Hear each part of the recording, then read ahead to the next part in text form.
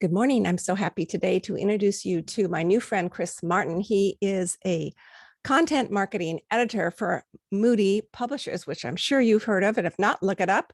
Chris Martin also has written many articles for the Gospel Coalition, and he's written a great book, which will be out by the time that this is published. It goes out in early February, and we're going to be talking about that. So, Chris, thank you so much for coming on.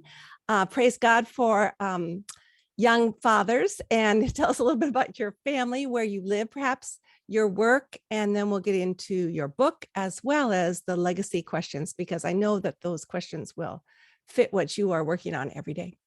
Yeah, sure. So my name's Chris Martin. My wife, Susie, and I live in suburban Nashville, just southeast of Nashville, Tennessee. We're originally from Northeast Indiana.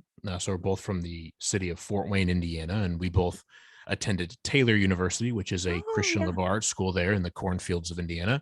Yep. And so we both attended there, graduated in 2013, and moved down to the Nashville area as I started working at an organization called Lifeway Christian Resources.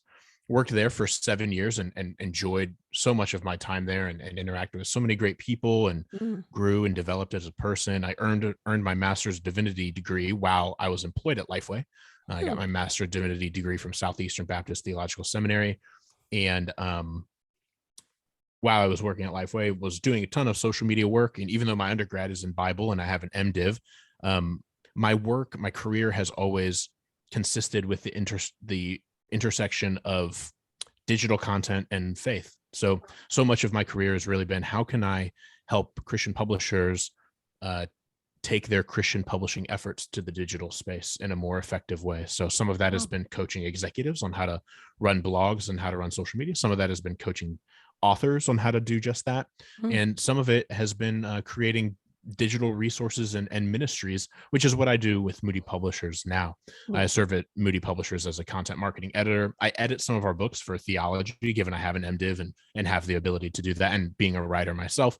But then also I've created a resource called Bible to Life, which is meant to be a resource library of really like evergreen, helpful resources for people who are searching some of the deepest questions of faith, like why does it matter that Jesus died, or how do I know that I'm really saved, or things like that. So many people are going to Google for that these days. Right. And we at Moody Publishers publish lots of books that help answer questions like that.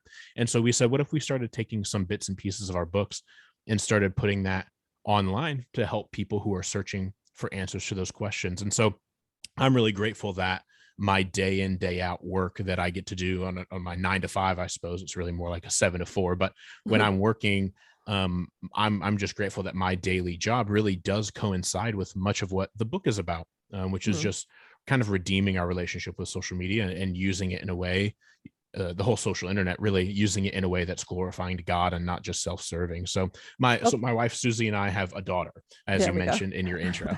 Yeah, so we have a daughter, and so that sets the stage for that. She came about in right at the beginning of the pandemic, actually, in April of 2020, she was born. Her name is Magnolia Grace. Maggie is such a great name. Yeah. Well, you're from the South. Well, now you are, so that's great. Yeah, I want to go back, and I do have a tendency to interrupt because I'm interested in everything that you say. So I apologize in advance, but I won't again. You said you studied Bible undergrad. I have a minor in, I think. And then it sounds like you could have been going towards the pastorate. I mean, I would think your parents thought, what's he doing now with headphones on and working in digital marketing or whatever that may be, and social media. We thought he was going to be, Pastor Chris. So it reminds me of another friend of ours, Eric Nivens. He started in that as well. He has the Halfway There podcast. So what changed, or was it gradual, or do you think oh, this is what I want to do all along? I just did Bible because I love the Bible. It's a great question. This was a big part of the conversation I just had with Eric the other day, which if your listeners ever listen to his podcast, they'll hear at some point. Because it is kind of like when I started at Taylor University, my major was English education. So I was planning on being a high school English teacher, because what I realized when I was in high school, long story short, I really wanted to go out and work in Silicon Valley for like the kinds of tech companies that I write about today. Wow. Because I love technology. My dad worked for IBM when I was growing up. So like I grew up around technology, and he worked from home. So like we were using computers way earlier than a lot of my friends were growing up. And so, but then I realized in high school, like I kind of wanted to just go out there and work to like make a bunch of money. And because Sure. I thought technology was cool, it was really self-serving was like the main reasons I wanted to go out there. And I was like, I'm not very good at math, and you kind of need to know math to do that kind of stuff. So, but I had some tremendously influential high school English teachers, and they were amazing. All of them were wonderful. And they really taught me how to love reading and writing. Mhm. And so I was like, well, now that the Lord's kind of convicted me of this selfish pursuit I had to go out west and work for all these big tech companies, what do I really like to do? Well, I like to read, I like to write, and I like to teach, because I was doing a lot of tutoring and things at that point. So I was like, well, maybe I'm supposed to teach high school English, and I love Sure. football. So I was like, maybe I'll also coach like the football team or something. And Wow. so that was the plan. We get to Taylor. I took a bunch of English classes and realized at the same time, I'd grown up in the church, but I was a relatively new believer. I really think I came to faith later in high school. And so I was just starting to read Christian books for the first time. I Mm. was in my first Bible class that like everybody has to take at a Christian liberal arts school like that. And so I was like, man, I really find myself more interested in reading this theology stuff and writing my papers for my Bible class than Mm. I like reading 18th century British poetry and writing about that. So Totally. I'm wondering if maybe there's something going on here, but I was actually really afraid Mm. because as an English education major, and I was getting a TESOL certificate to teach English to speakers of other languages. Love that. And yeah, and I was really interested in all of that. And it's pretty clear, like when you're pursuing that degree, you're probably going to do that job. Like it's a pretty solid like path. There's not a whole lot of divergence from what you're doing there. And so it was kind of charted out for me. And I liked that sort of mental security that provided. So I was honestly kind of afraid, even though I was starting to recognize my interest in Bible and theology. I was like, well, if I change my major to Bible, like, what does that mean I'm going to do? Like, does Right. that mean I'm going to be a pastor? And like, I don't know if I want to be like a youth pastor forever. Do I want to be a senior pastor? And Mm. what's funny is I, my whole definition of what it meant to give my life to like vocational ministry was wholly wrapped up in the vocational pastorate. I don't know why. It wasn't intentional, but I had no concept that I could go edit books at a Christian publisher and have that be like a ministry of sorts. You Mm. know what I mean? And Let so me ask you this. When you sure. said I'm intrigued that you came to know the Lord a little later Hmm. than many of my listeners and myself. So when was that? Late high school, you'd say? Yeah, I'd say junior year. Junior year. So I think that gives a different flavor to going to a Christian college like Taylor. Taylor is a Christian university, right? For you to look at and befriend kids like myself who are raised in the church. I'm not even sure what my question is, but I think you were probably good for them because I think we get too familiar. Even now, I don't know how old you are, but you're older than your junior year in high school. And so now you've been in the church vocational ministry a little bit for years. And I think there's a danger in becoming so familiar with God that he's no longer surprising to us or so wonderful. But what a joy I'm sure you were in those classes and going, wow, I hadn't heard this before compared to us who had it in Sunday school. And I'm not saying that's bad. I mean, I love my Sure. heritage. I thank God for it often because that's just who he wanted me to be, right? But how has that, I would say, well, you've already explained a little bit how you've thought about vocational ministry, but how does that change your relationship with the Lord in some way? Or how Yeah, did yeah, it? yeah, yeah. Sure. So I grew up in the church. But Oh, I would say like I was very familiar with the Christian faith, and I would say I even prayed the sinner's prayer when I was in third grade. I remember it, but oh, it didn't affect me at all. Didn't okay. like if we look and say we know people by their fruit. I maybe prayed the sinner's prayer in third grade, but I was producing no fruit. There, other than showing up to church, there was nothing to make anyone think I was a believer. Now, I wasn't running around as a sixth grader getting kicked out of class and smoking in the parking lot, but I also wasn't doing anything with a mind toward the Lord. Okay. Like looking back at myself as much as I can remember myself, I see no fruit of Right. Chris when he's a fifth grader, Chris when he's an eighth grader. It was really when I was a junior in high school and I was like, oh, this whole faith thing is meant to be the hub of the wheel of my life, not one of the things in orbit around myself, and my own wants. And so, yeah, so like when I got to Taylor, I was quite zealous, I suppose you could say. Like I was fired up, and I think that made me fun in class in some respects, and also made me a nuisance in class in some respects. Annoying. And so, yeah, and so it was a good time, and it was really good. And so when I was graduating, it was like, well, I don't really know what I'm going to do, but I think the next step is seminary. So pursued seminary, ended up getting a job at a Christian publisher while doing seminary, and then it was like my understanding and my vision for what it meant that the Lord was calling me to ministry, whatever that felt like. It was no voice from the clouds, but this feeling that I was supposed to give my life in service to ministry rather than pursuing other things that I'd been pursuing. It started to broaden my understanding of what that meant as I kind of got exposed to the world a little bit more. It was like, oh, there are other things you can do other than be a full-time pastor and live out a calling of ministry that you feel like the Lord's put on your life. So anyway. Something that really helped me when I was in grad school was a professor said that spirituality isn't a slice of the pie, it's the whole pie. That's right. Which is what you were just saying about, oh, Christ is supposed to be the hub around which I live my life. And then however that looks differently. I think a lot of Christians get hung up on, well, I'm not a very good Christian because I don't speak right, or I haven't written a Bible study, I haven't gone to seminary. Let's go into this great book that has just come out, Terms of Service, The Real Cost of Social Media. I have a few questions for you, and I'm sure you can answer them. Is this going to be a scary book where we're just going to drop everything because we're afraid of what social media has already done to our psyches? That's a good question. Yes, it will be a scary book for some people. However, I do not advise at all in the book to delete your accounts and abandon social media. Okay. So the reason the book is scary, and I get a question like this a lot, like, why do you write so negatively about social media? Because I generally write pretty negatively about social media. And the reason is none of us really have to be convinced of the good of social media. Why? Because we all use it all the time. We're all pretty aware of the positives and the benefits of social media in our lives. Until very recently, really until COVID hit and we all became much more reliant on social media for social interaction. I used to have a really difficult time getting a hearing, wanting to talk about, hey, I think there are some downsides to this technology. Really? Because a lot of people just didn't want to hear it, frankly. But now I think it's been a lot easier to have these conversations in the last year and a half or 2 years.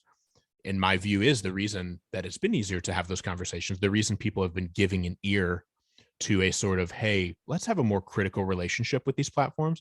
The reason I think is because we've relied on them so much for so much of our social interaction and community that we've started to finally realize a lot of cracks in them, that they can't really bear the weight of community and identity that we've maybe put on them. And so, yeah, the book is kind of scary, but I do not think we solve the social media problem by logging off. I think we solve the social media problem by having a more critical relationship with social media and not ignoring. Tell me what that means, having a more critical. It means, you don't mean critical asking, you don't mean critical in the traditional sense, like, oh, this is horrible, but you mean to have more of a critiquing view? That's right. Okay. I think we need to ask more questions of technologies that we've allowed to run rampant in our lives. So, for instance, all of us, the name of the book is Terms of Service. For a couple of there are some double entendres going on here. One of the reasons is because it's kind of a joke that none of us ever read the Terms of Service, right? But maybe we'll read, this Terms of Service. And the other kind of meaning is, I think there's a Terms of Service that we never click, yes, I accept, that really comes with using these platforms. That nothing in Terms of Service talks about the negative mental health effects of social media. Nothing in the Terms of Service talks about the rampant privacy issues. Sometimes in the privacy policies they do, sometimes they don't, but none of us read those either. No, we don't read them, so who knows why, we wouldn't even know.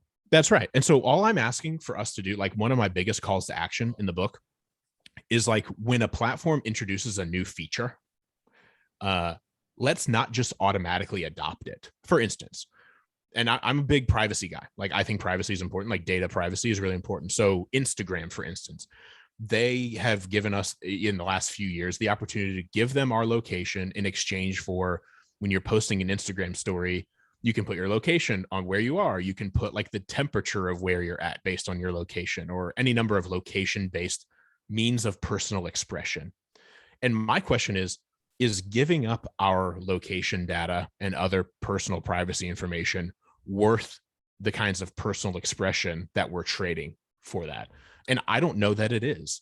And I think a lot of us should be asking more questions like, how is Instagram affecting my understanding of attention, defining my worth? Or how is it warping my understanding of what is beautiful and what is not? And my concern is not that we get the right answers to those questions, simply that we ask them. I think if we're going to allow social media to live in our pockets so vibrantly as it does, we should be as critical, meaning as questioning, of that platform as we are of anything else we allow to have such an intimate access to us. And the last thing I'll say is, I say this early in the book, this is my primary concern, or kind of the thesis of the book, I suppose you could say, that social media was created by man to serve man. And my fear is that man has come to serve social media rather than social media serving man. What do you mean by that? What I mean by that is, when I use my Instagram account every day, which I do, how am I serving Instagram? So there are a few ways, and everyone's different. Yeah. The way that all of us serve Instagram is by providing the content by means that they generate revenue. So by using Instagram, you're giving them personal data, as well as and personal data is not just like name and address. I mean, you're not even giving them your address unless you provide a picture of your address, but like location data. You're providing information by what you click on, either like, comment, share, scroll past, pause scrolling. Like, if you pause scrolling over a piece of content for 3 seconds, Instagram recognizes that and registers that in like your kind of personal database. And then they serve us, you, me, ads based on that information. So true. Yeah. It pops up on Facebook. It's like I look at a sweater and it pops up on Facebook, and I looked at it on Instagram. I thought, wow, this is creepy.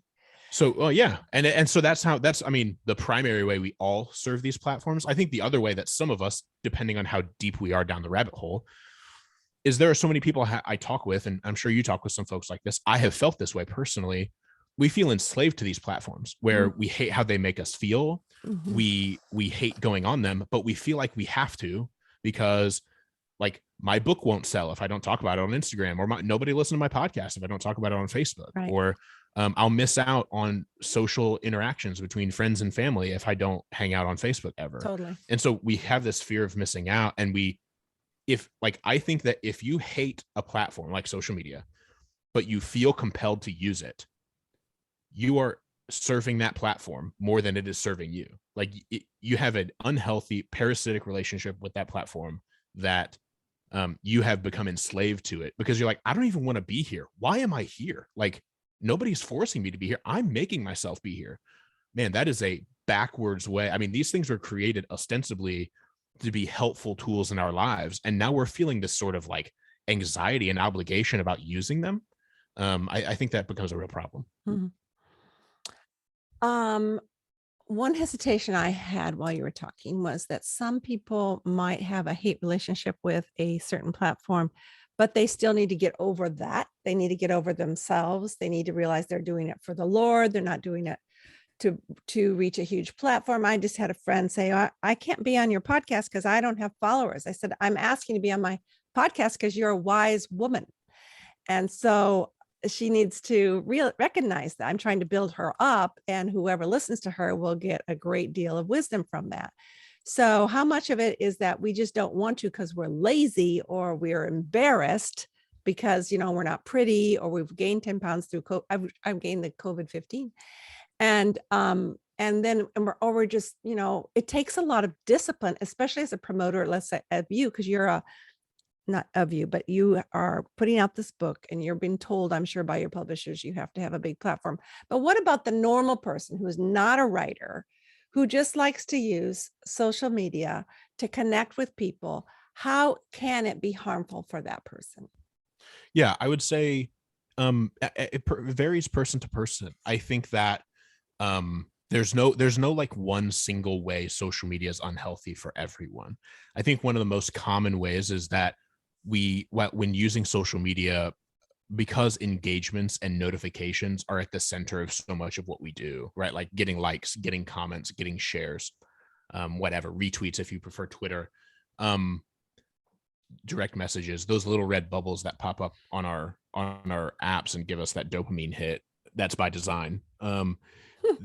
The the caution, the fear, the concern is that we start to believe that how much attention we get determines how valuable we are. And the same, we start to see like, oh wow, they got 10,000 likes on that Instagram post. They're really popular. And then we think more highly of them than the person who got 100 likes on their Instagram post.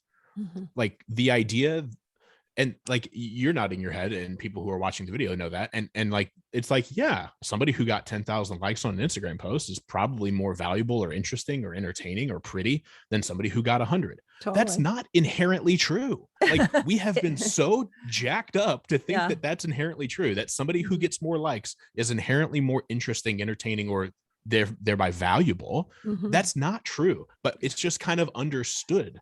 Right. And so I think that's one of the biggest concerns I have just for the common user, is that we come to think that attention determines value. And we see that in like the obsession with going viral, right? Like the way you win the game of social media is by going viral, right? You get on the Ellen show or whatever, like that's how you win the game, is like they give you this big check for $20,000. Hey, isn't that cute dog video you posted really cool? And so yeah, it's just, I think trading our privacy in exchange for personal expression is another big deal. We already kind of talked about that, but yeah, so those are a couple of reasons. The attention determining values is one of my biggest concerns, because I think it's one of the hardest to detect. It's one of the most insidious, I guess. Insidious, I would say that as well. And especially as parents of daughters. I mean, think of the generation that your little one, who's only 2, is going to face in when she's 15 or 16. I mean, what my girls do now, we didn't even have when they were in high school. And they're really good on social media, and they're always telling me how to do it better. But mom, don't do it that way. It shows you're old. I go, well, honey, I own that. I own my age. But good for you. What do you love about social media? And then I'm going to ask the converse question. Yeah, what I love about social media is being able to connect with people that I've never met and would have never met otherwise. Like having this conversation. I have so many friends, and I call them friends, that I first made on social media and with whom I have probably 80% of my interaction in a given year on social media. And then another 20% we'll see each other at a conference, or we'll go over to their house because they live a state away or something like that. I think it's a tremendous gain, a tremendous value. And also, the other thing I love about social media is being able to come across not just the people, but the things people create. So reading articles on the Gospel Coalition, or watching videos of really thoughtful YouTubers, they're watching really funny TikToks of hilarious, creative people. And dog stories. My husband loves that. Right. And so I think there's, man, I love experiencing people's creativity via social media. I think it's tremendous. I think it's wonderful. I love that. Before I forget, I wanted to ask you this earlier experience. I'm gonna write this down. Experience. You said at the beginning, as part of your work for Moody, is that you were listing out a compilation of different answers to different questions. Do you have a resource link that you could give our listeners at the end of the show? Or you could send it to me and I'll put it in show notes. Because I think when you said that, I imagine a lot of people are going, well, where do I find that? So if you would remind me, or just send it to me when we're done. Thank you so much. Of course. So I'll even mention it. I'll mention it briefly. It's BibleToLife.com is what it's called. If anyone wants to search it, but I'll send it to you. BibleToLife.com. Okay. Thank you. And that's a free resource. Is that correct? That's right. Okay.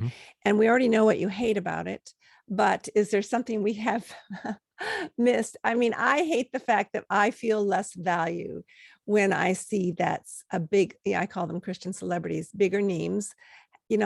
I love Jen, I can't remember her name now. Oh, Jenny Allen from If Gathering. And she posted that she'd spoken to 10,000 college kids. And I was sharing this with other podcasters. I go, wow, she got to talk to 10,000 college kids just yesterday. But Mark and I just adopted one Cal Poly student this week and had her for dinner. So does that mean I'm less? Well, of course not. Jenny would be the first one to tell me I wasn't. But you immediately think, wow, she has 10,000, but of course she didn't feed them dinner. I at least fed them dinner. And so then you go back and forth and comparisons are odious, as someone famous said. But as Bob Goff told me, he said, but comparisons are good for inspiration. So maybe I need to have 2 college students over next week instead of just 1. But I can see how the comparison issue in regards to our worth could happen to all of us. We go, oh, wow, she doesn't dye her hair and she's younger than I am. It's just, or older or whatever. So those things are bad. Can you think of something else that you hate about it? Yeah. I mean, I don't like how we pursue affirmation instead of truth. I think you see that in the prevalence of like different fake news and conspiracy theory problems. Conspiracy theories and fake news have existed long before social media, but anybody who denies that social media poured gasoline on the fire would be fooling themselves. So I think that's a really serious problem. And I think it's only going to get worse, frankly. I think the polarization, the tribalism, because here's the thing, like I mentioned this in the book, and I don't need to get too technical, but what people need to realize is one of the biggest things I come up against is like people will say social media is a neutral tool and we just use it for ill because we're sinful people. And I used to think that. But I think what people don't understand is that social media is a tool created by sinful people as well. It's bent towards, it's not like a blank slate, tabula rasa kind of deal. We have a bent. We're sliding towards sin on social media to start with, and the reason is from a brief technical perspective is the algorithms that drive what content we see, like the mathematical equations that decide the content that we see on our feeds, have been proven by researchers who know how to do this code and math stuff better than I do. And they've published in papers that these platforms deliver more divisive and polarizing content than anything else because it drives more engagement from users and keeps people on the platform for a longer period of time than content that's not divisive, encouraging, and overall more positive. Facebook's own research has shown this, and they tried to keep it a secret. The Wall Street Journal brought it to light in 2020. So what people need to understand is like if you ever log onto social media and you're like, man, it's so negative all the time. Like, why is it like people are just mean? And obviously we've experienced through different seasons of life and politics and whatever. But if you ever feel that, know that it's not just because people are jerks, but the literal math at the base of the equation and the algorithms that determine the content that shows up in our feeds is designed to deliver the most controversial content. I knew I hated math for a reason. I know, right? Same here. You and I are on this together. So I think that's what we need to realize. And I think a lot of us just don't realize that the platform is like really stacked against us. And this is kind of universal. The ones that are more driven by algorithms like Facebook and Instagram are more guilty of this than whereas Twitter can be more chronological. So it varies platform to platform. But generally speaking, I think what I really don't like is that these platforms are designed to make human flourishing harder. It's like it's what the way I've described it before is the more Facebook flourishes, the less their users flourish, because Facebook makes more money when people are more divisive. Facebook makes less money when people are less polarized and less divisive. And so one of the main reasons I really do hammer Facebook a bit throughout the book and generally in my ministry and writing is because they even have internal research that has shown that this is true. And yet they still continue to choose profits over people, as the Facebook papers revealed in 2021. Well, I have some wonderful Christian friends who work for Facebook. So we just need to pray that they're more salt and light. Going back to the first sentence, when I asked you, what do you hate? You said how we pursue, and I didn't write that down, instead of truth. Do you remember what you said? Do I need to go back? Affirmation, how we pursue affirmation. Instead of truth. Affirmation? Okay, great. Yeah. All right, going on to legacy quickly. I'm sure you've already shared what your legacy is in general through this book, but you're just beginning. You're what, 30, 35? You have a long way to go. There we go. I knew that would be young. So what legacy thinking about right now, because the whole idea of this podcast is so that people realize at 31 they don't have to wait till they're 69 to start living their legacy, or waiting till after they die. So I'm talking about, what do you do now what are you doing now, are you hoping you're doing, to leave the kind of legacy for those who know and love you? What I would say is the real driving force behind everything I do, whether it's my day job, writing this book, writing about this stuff weekly in the newsletter, is trying to keep a clear understanding of what my gifts are and how the Lord has gifted me. And anybody who's been a believer for a little while knows that we're given gifts by God to serve others, not ourselves. And so the question I'm always asking myself, and it's a daily or like monthly, it's a regular evaluation, because our gifts shift, like our interest in gift. Yeah. And so I'm always asking myself, how am I gifted right now? How am I positioned in my context, geographically, professionally? And how can I best use my context, my gifting, to serve other people near me, other people globally through a book project like this? And so my North Star, in a sense, other than Christ and like just trying to become more like Christ, is how can I use the gifts God has given me to serve other people as best as I can? And so I suppose like the legacy I hope to leave is that I did that. More specifically, this book is dedicated to my daughter, Magnolia Grace. And it says in the dedication for Magnolia Grace, "This is why."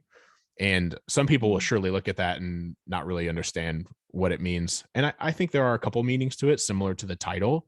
But most specifically, the meaning is when one day, in too short of time, but probably 10 or 12 years from now, she's begging me to get on whatever the new social media platform is when she's 12 or 14. I'll hand her this book. I'll say, "No, honey, I'm not letting you get on TikTok too," or whatever. Yeah, 16. And yes. And here, read this book I wrote when you were a year old, and turn to the first page, and she'll say, "Why are you saying no?" And it'll say, "For Magnolia Grace, this is why I'm saying no." So instead that of just saying, "Because I'm your dad."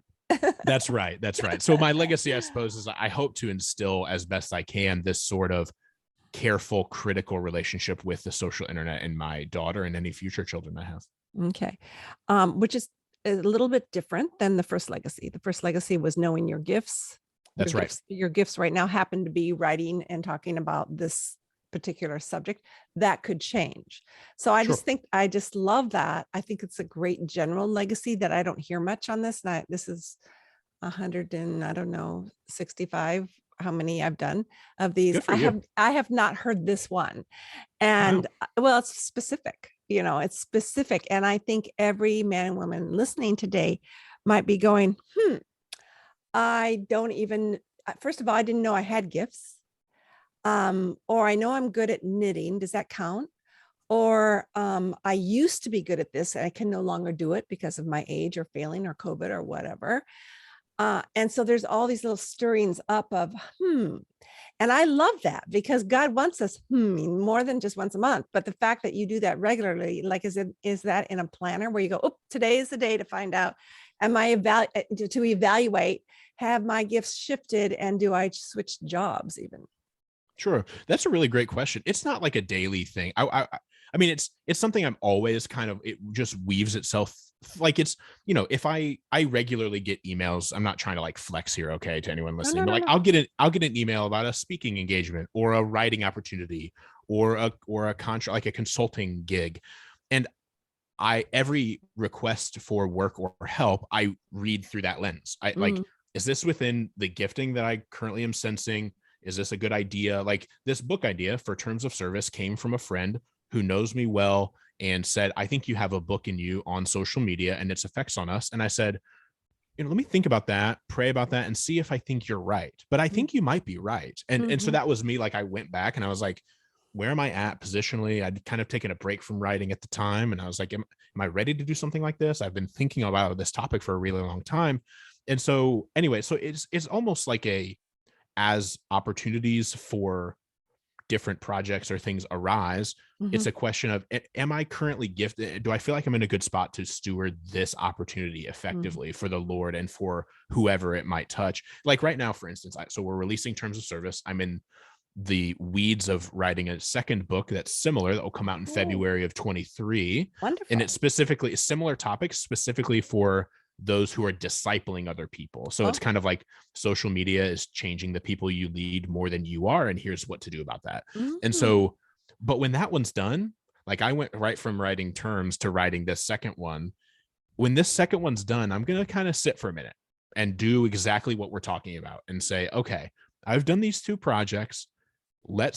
Are they helpful for people? What are people who read them, are they saying they could use a specific piece of guidance within this realm? Sure. Are they saying we're sick of Chris, we're done? And am I feeling like, Yeah. Lord, I think I've said everything I can say here? Right. And so it's really like a project by project is the best way I would Mhm. describe it, as a sort of like, if a new job opportunity came up, man, that sounds really cool, sounds like fun, but does it fit how the Lord has gifted me? And so Mhm. that's just always, and that's where, man, having friends and accountability partner, like I have a great community group of friends, other couples in our church who I can just go to. Like I can take anything to, even the elders at my church, and say, hey, do you guys think this is good, as best as you know me? Do you think this is smart? So anyway, that's a little bit on that. I just think that is so incredibly valuable. Number one, to have community. I'm always about better together. But when I get an opportunity through the years, I've been mentored by the same wonderful gal for 25 years maybe. And so I would call her and say, Lori, I was asked to do this. What do you think?